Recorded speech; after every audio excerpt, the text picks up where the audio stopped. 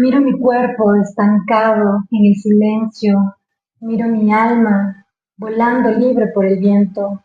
Me encuentro atada a un montón de cosas que no tienen sentido, a un sinfín de cosas que no me perdonan.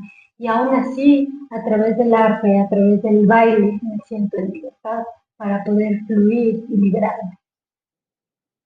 Asumo lo animal, bajo un peldaño. Me relaciono con la otro, con la nada, con lo indescriptible. Y sin domesticar, matar o devorar, lo acojo entre mis estructuras no tan estructuradas. Sin embargo, siento que hay más incertidumbres que certezas. ¿Qué es mejor? ¿Una respuesta o una pregunta? Una pregunta. Qué buena pregunta. Esto es un proyecto del Frente de Danza Independiente. Ahora estamos con Nadinka Flores. Hola Nadinka, bienvenida. Hola Terry, hola Luna. Hola Nainka, qué gusto tenerte aquí. Bueno, vamos a empezar con una pregunta un poco extraña, pero para romper todo. Si tú no fueras bailarina, ¿cuál sería tu profesión? ¿A qué crees tú que te dedicarías? Yo no soy bailarina. Yo soy teatrera, soy artista escénica. Si no fueras artista escénica, ¿a qué te dedicarías? Ay, no sé.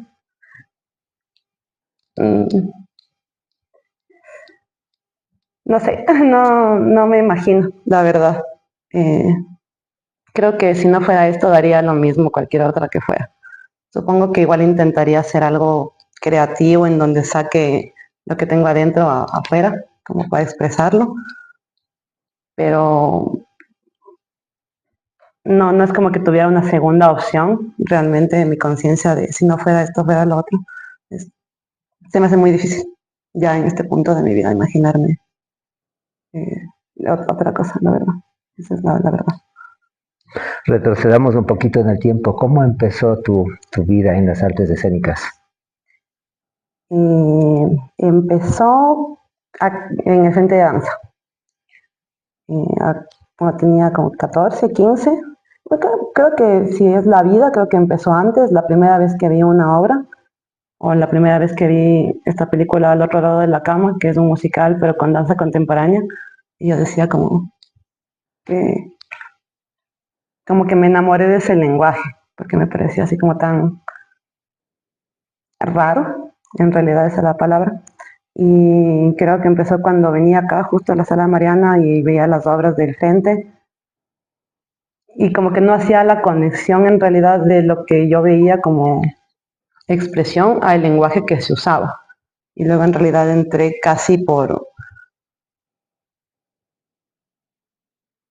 contener una rebeldía adolescente y como que enfocar a algo y no a la locura. Y como que ahí luego hice la conexión de, todo eso que me gustaba, o sea, este es el lenguaje que se está usando. Y fue como...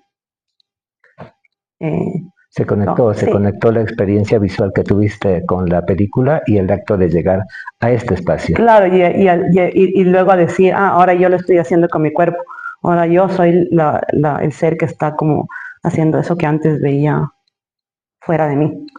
Y fue muy fácil, el camino fue como muy fácil entrar y decir, bueno, este es mi camino. Y encontraste obstáculos en la casa, ¿no? O sea, fue difícil, como personalmente no se me hacía, bueno, entré por la danza, ¿no? Uh-huh.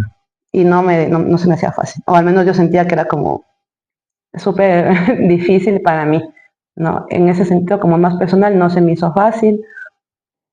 Luego, como ya seguirlo, hubo un tiempo en el que igual como que me abrí de todo, se me fui de las artes escénicas totalmente. Y justamente ahí experimenté esto de una cosa que no era consciente para mí, hasta que sentí como el síndrome de abstinencia bailando otra cosa random. Fue como que dije, ¿y qué pasó con lo que yo hacía, con la danza? Y volví llorando un día a una casa interna. Así fue de heavy el sentir que no, iba llorando. De ahí, como por el tipo de familia del que yo vengo, no tuve ninguna cosa realmente como problema social. O sea, era como, más bien en mi familia ser artista es como lo más bacán que puede haber. Entonces siempre hubo ese apoyo. Y de ahí hacerse duro, luego como intentar vivir de esto, sí, obviamente. Pero es más duro, creo que hubiera sido más duro tener que decir, no sé, eso me dedico a otra cosa. Y he tenido el privilegio, esa es la verdad, como de poder dedicarme a eso, como cultural, social, económico. Entonces en ese sentido como que no tengo esa historia con el arte como de problemática. Y el camino entonces no fue tan borrascoso, fue un poquito fácil. Estudiaste también en la universidad, ¿no? Hiciste una carrera Hice universitaria. una carrera universitaria. Sí, ¿no? Sí. ¿Qué estudiaste? Filosofía pura. Interesante. Ese fue el tiempo que dejé la danza. ¿Cuánto tiempo fue? Unos 3 años, quizás lo que duró la carrera, 4, quizás menos. ¿Terminaste? ¿Sacaste tu Terminé título? la carrera, sí. Ajá. ¿Cómo te aportó los estudios a tu desarrollo artístico?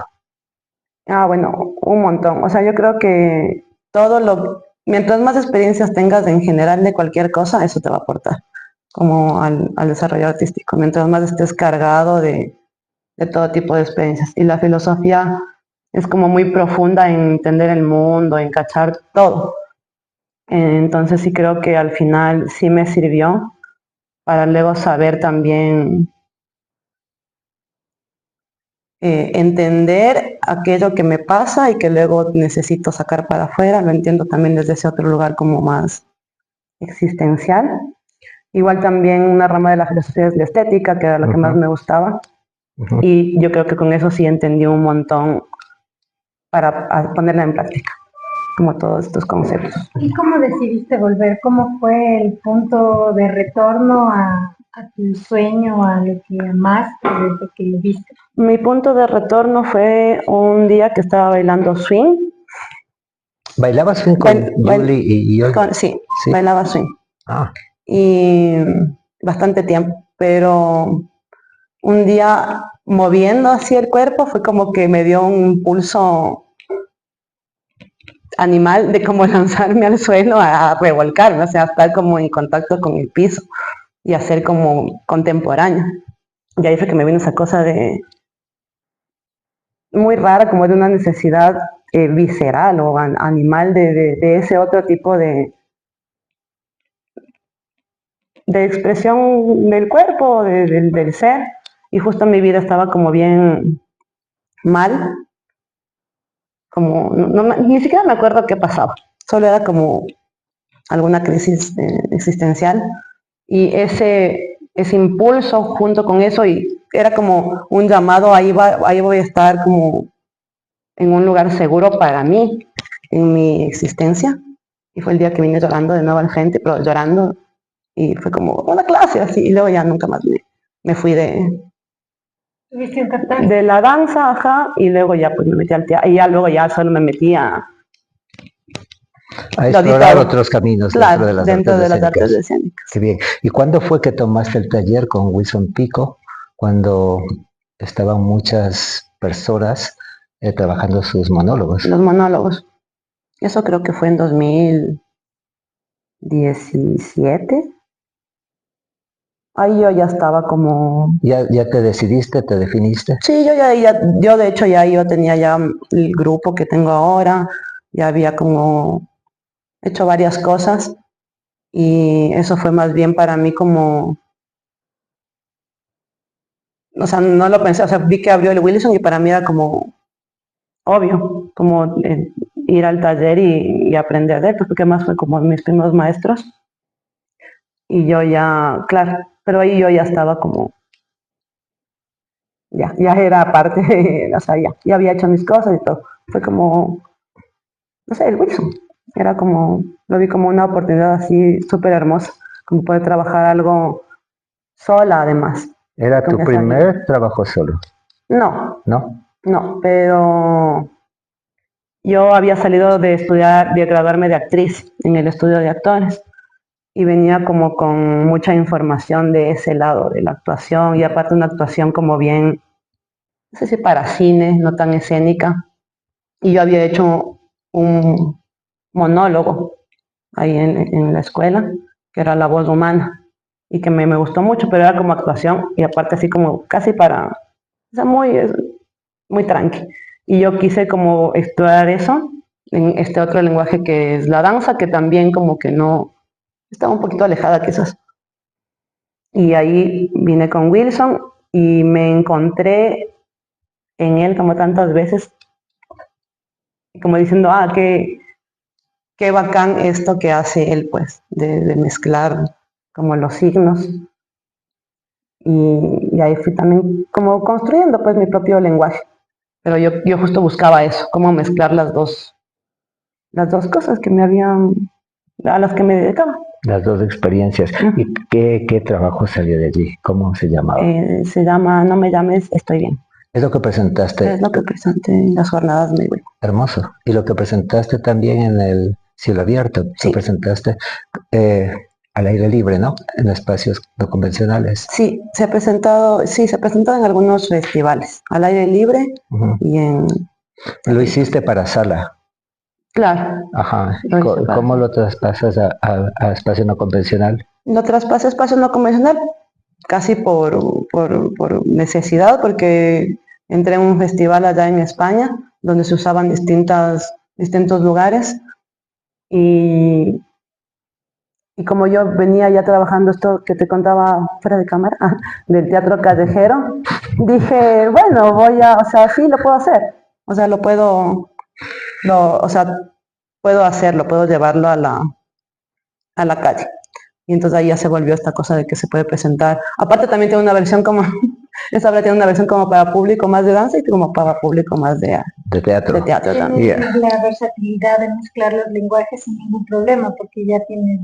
Como que ya cacho eso, pues cuando yo tengo que meterle más una interpretación desde el cuerpo, desde la danza, o si me presento, por ejemplo, eso estuvo en una temporada en el estudio de actores también, que yo sé que el público que va ahí va a ver teatro, entonces la obra cambia un poquito, no cambia la obra, no la dramaturgia, pero sí la interpretación para la gente de teatro, pues le gusta más el teatro, entonces le gusta estar viendo el conflicto del personaje y cosas.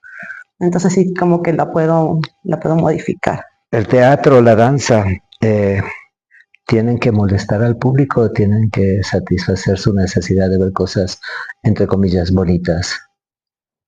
No, creo que no tiene que ni molestar ni satisfacer, tiene que hacer un choque, el que sea.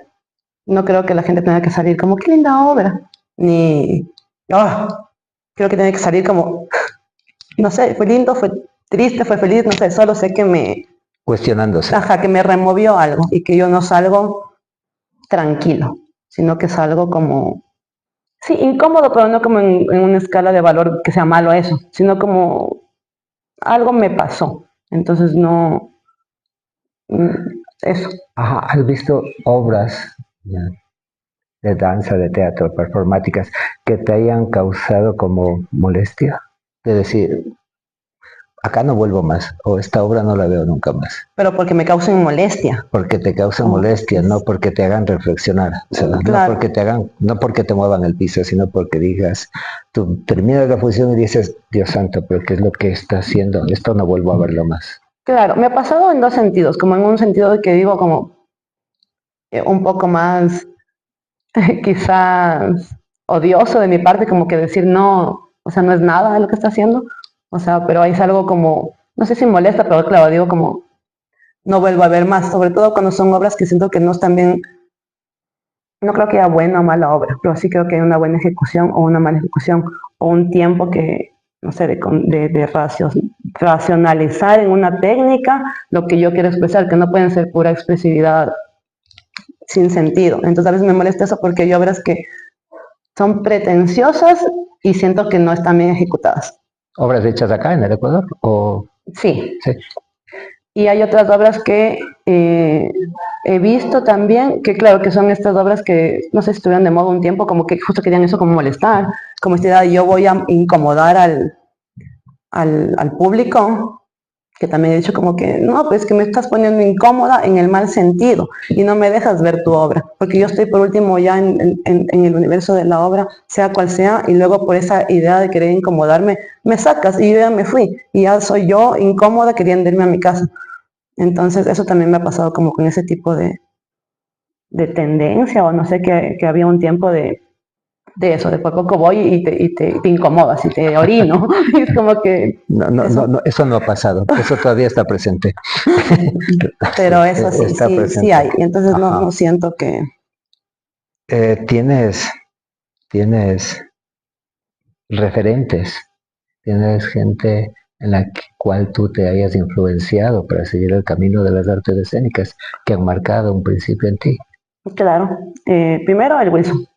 O sea, para mí el Wilson es como mi mayor referente. Uh-huh. Porque aparte está cerca, entonces como que yo, sí, pues voy a ver las obras, he visto toda la vida y ha sido como después de la experiencia estética, lo que sea, como un segundo plano de decir que cómo haces, o sea, como que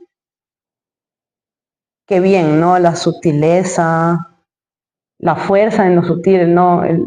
No sé, hay una cosa aparte de que tiene como su, no me quiero poner metafísica, pero como su esencia en las obras que hace, tiene como su estilo, su marca. Su lenguaje personal. Su lenguaje personal, entonces como que ves y es como es el Wilson, entonces yo siempre también dije como que qué importante tener eso para ser auténtico. Lo mismo que dice el Wilson, ¿no? Del movimiento igual auténtico, el todo auténtico, entonces me ha parecido súper. Me ha marcado mucho porque siempre lo vi. Otra persona de aquí que me marcó mucho fue Amelia Poveda, ella fue mi maestra, igual mucho, y me entregó así directamente a mí mucho. Entonces también como que tengo esa referencia. Como que me parece más bacán porque son gente que está ahí, son cercanas. Porque si puedo hablar así como de gente lejana, famosa, podría decirlo, ¿no? A mí me marca mucho el dance theater y el physical theater de DB8, donde todos los movimientos son acciones. A mí no me gusta, para mí, el movimiento formal, el movimiento como que solo es forma, sino que siempre que ese movimiento sea una acción, porque vengo del teatro también, entonces, y veo eso en el trabajo de Wilson, y creo que más que verlo ahora, creo que lo vi, y luego yo inconscientemente busqué mi formación así de collage, como solemos tener aquí, para llegar a eso. Bastante ecléctica. Claro, buscando como eso. ¿Cómo describirías lo que acabaste de decir, movimiento en acción? Para ti, ¿qué? Porque tienes mucho énfasis al decirlo. ¿Cómo describirías tú que puedas expresar un movimiento en acción? ¿A qué te refieres? O sea, más que creo que es al revés. Creo que, por ejemplo, el trabajo de Pina Bausch, ella es bailarina, digamos, y por su método y la repetición de todo lo que existe, como que ese signo de la danza, esos movimientos bailados, se vuelven muy expresivos y devienen un signo teatral, ¿no? Porque la vemos bailando, pero está expresando como una cosa teatral. A mí como que me gusta el otro camino, o no sé si me gusta, pero como que lo he encontrado, el hecho de decir, tengo una acción física de toda la vida, así como a lo Stanislavski, como que no sé, te cacheteo. Y como yo tengo el conocimiento de la danza, pues la voy estilizando para que esa acción que nace de un impulso concreto, real, que me está pasando con un porqué, con un para qué, se convierte en algo que sea como extra cotidiano y jalado a lo danzado, ¿no? Es que es más estilizado, que se va más aún de la vida normal, pues. No sé, que cacheteo a alguien y te cachetea y me doy 3 giros con ese cachetazo, yo qué sé, diciendo cualquier cosa, pero que nazca de ahí. Vamos a tu parte pedagógica. ¿Das clases en la Universidad Central? ¿De qué das clases? De estética y teoría del arte. ¿Cómo es dar clases en la Universidad Central? Terrible. Es que aparte yo doy clases de nivelación, o sea, doy clases para los chicos que van a entrar a danza y teatro. Entonces soy como la última rueda del coche, no tengo ni contrato, ni seguro, no me han pagado en 2 semestres. 2. Entonces sí es como bien precario, la verdad. Es así, en ese sentido como de la institución. De ahí, de dar clases en la universidad. Es extraño, creo, la época, creo que las juventudes están bien. Eso es lo que iba a preguntarte. ¿Cómo ves la recepción de los alumnos, la información que tú les das? Siento que es raro, porque cuando estoy dando las clases, me parece como que no les importara nada. Yo recuerdo cuando yo ya en algún punto de esto que hablamos, que ya decidí, voy a hacer esto, creo que en el arte, en cualquiera, hay como un pulso de obsesividad o de que en verdad o sea, te gusta. Y más en este país, es como que nadie te va a obligar a estudiar artes. Y yo siento a veces en los chicos una cosa de que yo no la encuentro en mi generación y peor creo que en otras, como un desinterés. Pero ¿a qué se debe eso? Yo creo que a cómo funciona la sociedad ahora.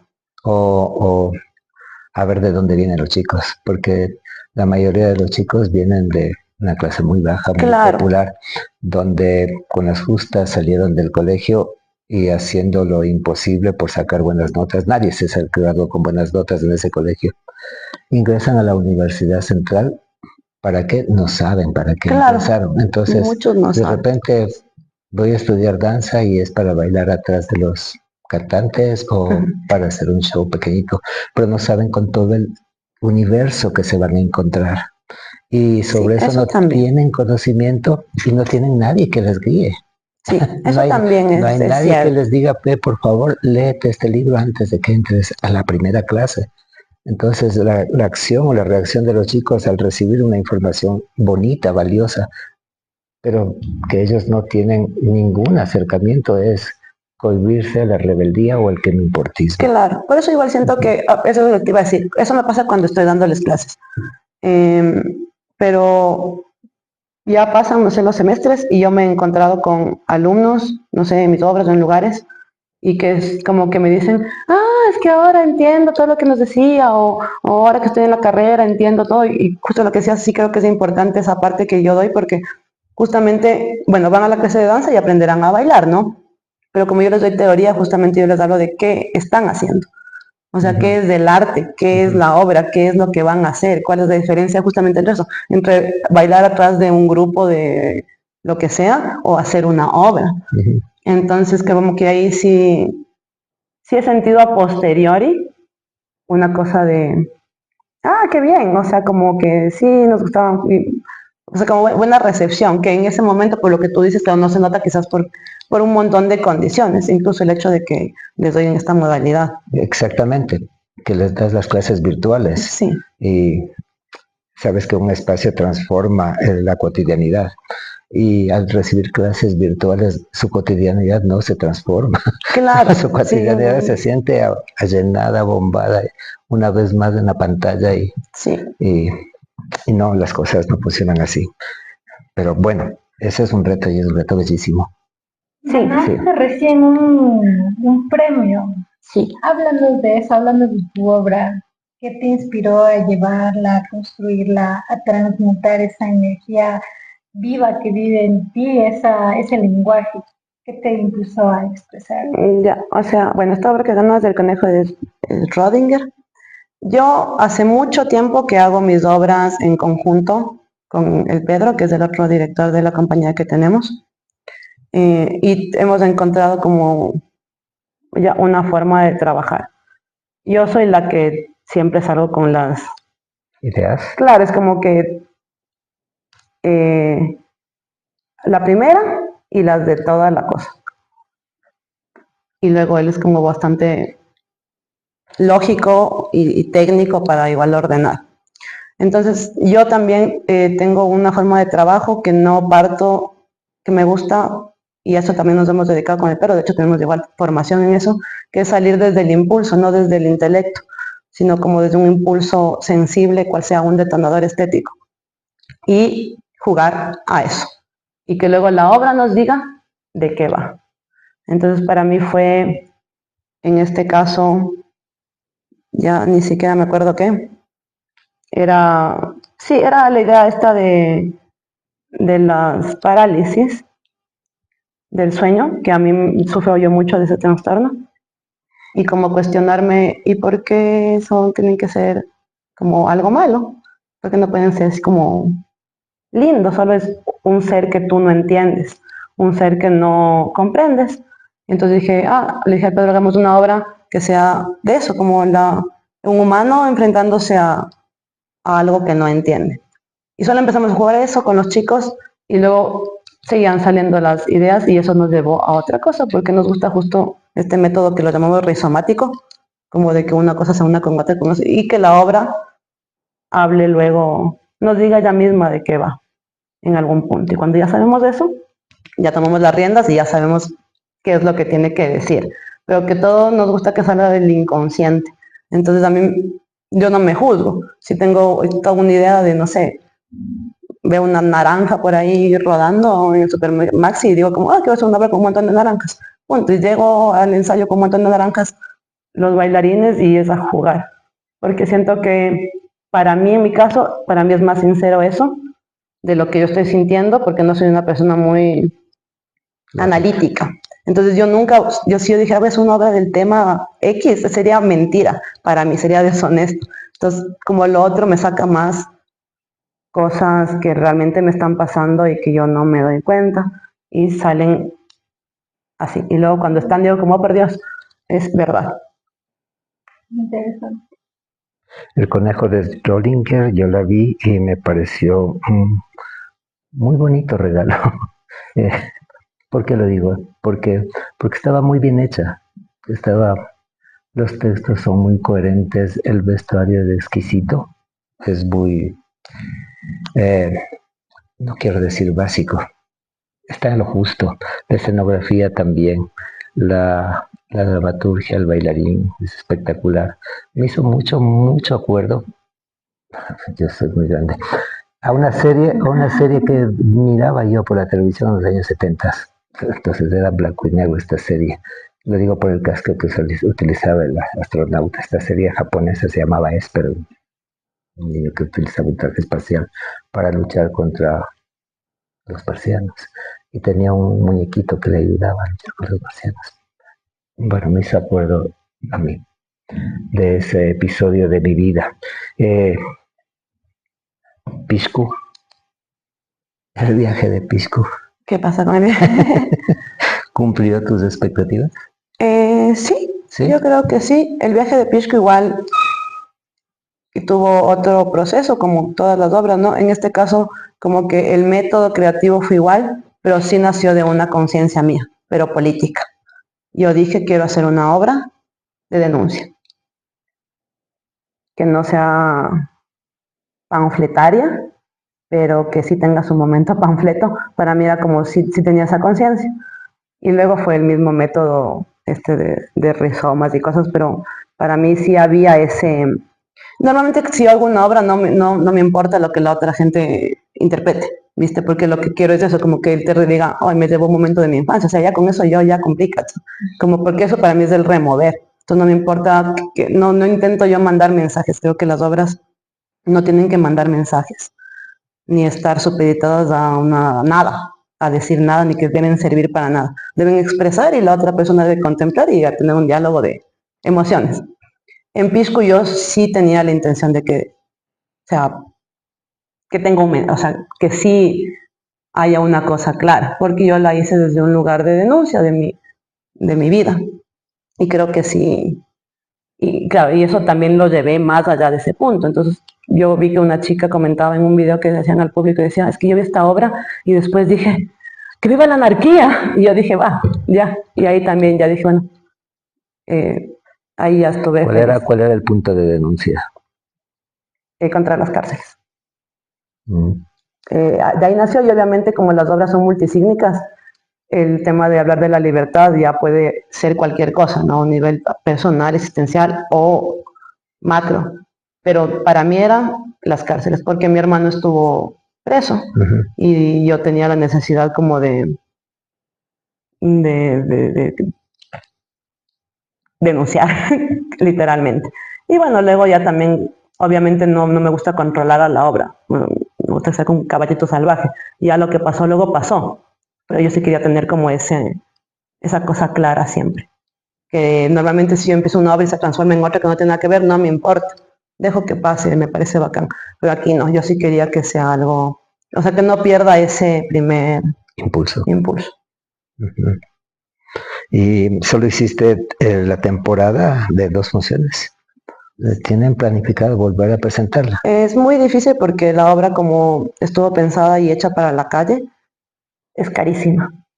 Nosotros pudimos hacer esto porque ganamos unos fondos, Ujú. pero volver a presentar en la calle es como, no sé, no me imagino quién nos daría fondos para eso, porque aquí no hay fondos de circulación. Ujú. La idea que queremos es como quizás, si hay igual los acuerdos, como hacer el remontaje para sala y venderla fuera del país.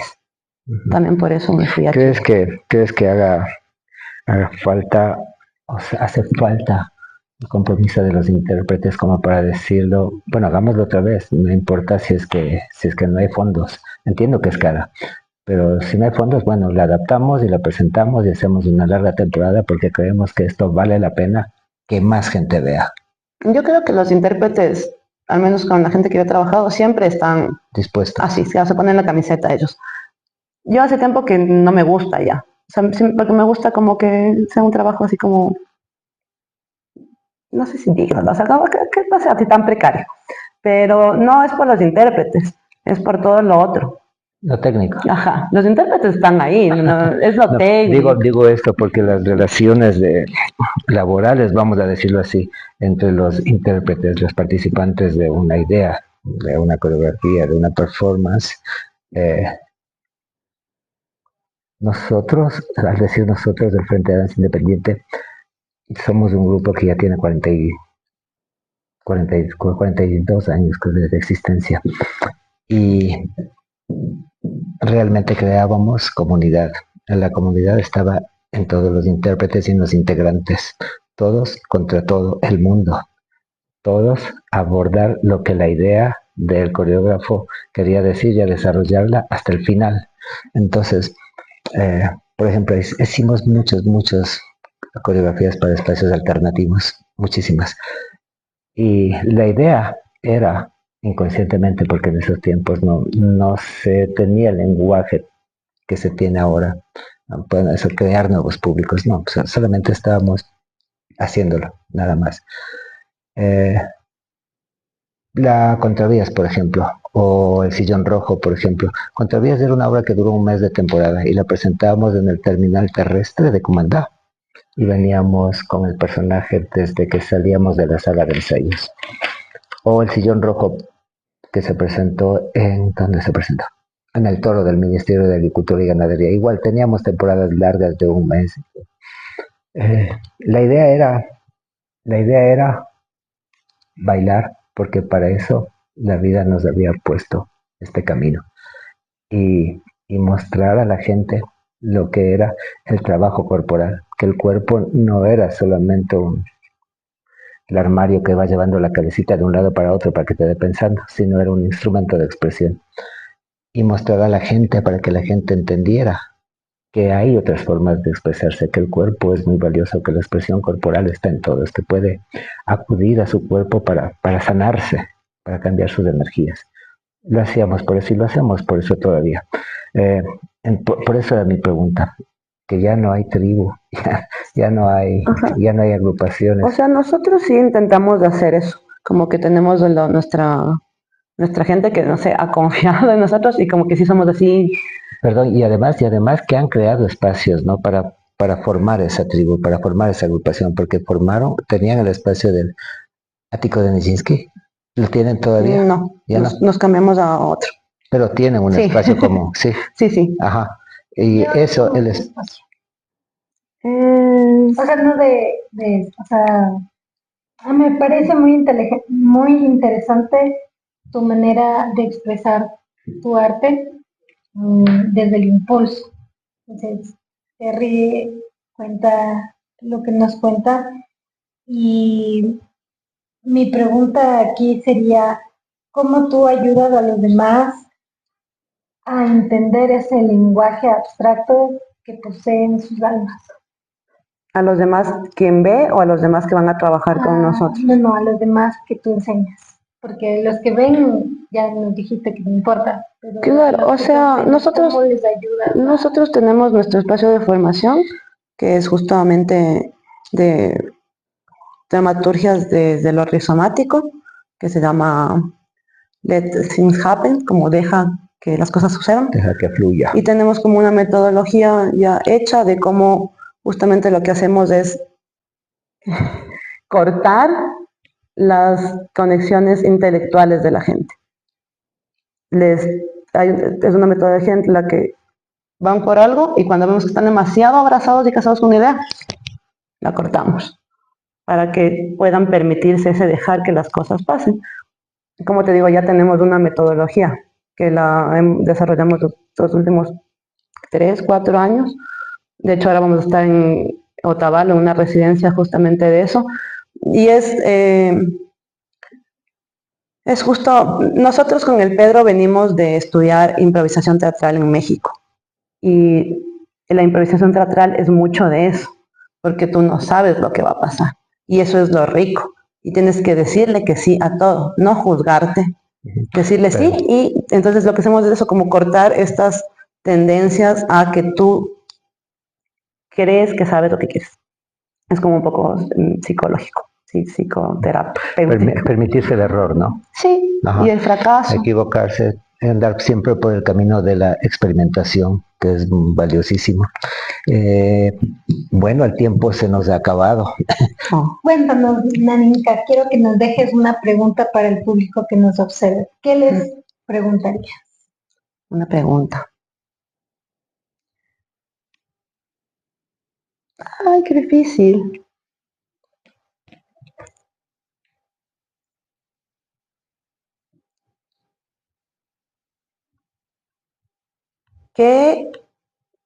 ¿Cómo serían si tuvieran que irse a un país donde nadie les conoce? No tienen ninguna atadura, ninguna como referencia familiar ni nada, y solo llegan y pueden vestirse como sea, hablar como sea, hacer lo que sea. ¿Qué serían? ¿Qué harían? Es todo una utopía. Esto fue Qué buena pregunta y estuvo con nosotros Naninka Flores. Gracias, Naninka. Gracias, Terry. Gracias, Luna. Gracias, Naninka.